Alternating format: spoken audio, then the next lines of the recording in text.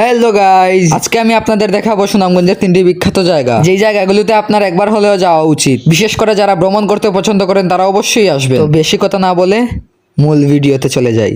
Number 1, Tanguar Haor. বর্ষাকালে টাঙ্গুয়ার হাওর অনেক জমজমাট থাকে। প্রকৃতির আসল সৌন্দর্য দেখতে হলে আপনাকে একবার হলেও টাঙ্গুয়ার হাওর আসতে হবে। বর্ষাকালে টাঙ্গুয়ার হাওরের সৌন্দর্য মনোমুগ্ধকর। এর সৌন্দর্য দেখার জন্য মানুষ দূর দূরান্ত থেকে বেড়াতে আসে। আপনি কবে আসছেন কমেন্টে বলে যাবেন।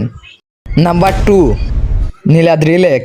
এটি সুনামগঞ্জের আরেকটি বিখ্যাত জায়গা। ছোট ছোট পাহাড় এবং নদী নিয়ে গঠিত নীলাদ্রি লেক। লেকের পানিগুলো খুব পরিষ্কার পরিচ্ছন্ন এবং নীল রঙের। এইরকম লেক বাংলাদেশে খুব কমই আছে। আপনি যদি ভ্রমণ প্রেমিক হয়ে থাকেন তাহলে অবশ্যই সুনামগঞ্জ নীলাদ্রি লেক একবার হলেও ঘুরে যাবেন। পাহাড়ের মনোমুগ্ধকর বাতাস, লেকের আলতো গর্জন আপনাকে হতাশ করবে না বলে আমি মনে করি।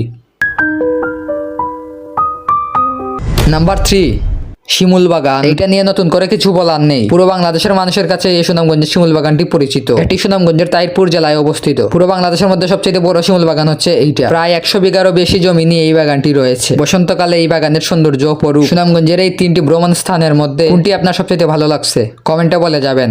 আর আমার পেজে নতুন হলে অবশ্যই পেজটিকে ফলো করে ভিডিওটি কেমন হয়েছে কমেন্টে বলে যাবেন। সবাই ভালো থাকবেন। Good bye.